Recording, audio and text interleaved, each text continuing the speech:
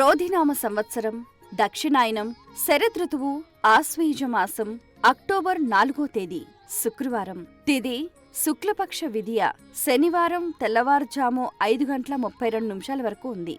నక్షత్రం చిత్త, సాయంత్రం 6:37 వరకు. వర్జం రాత్రి 12:54 నుండి 2:41 వరకు.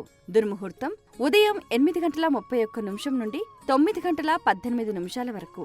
శుభ సమయం ఉదయం 11:23 నుండి మధ్యాహ్నం 1:12 వరకు.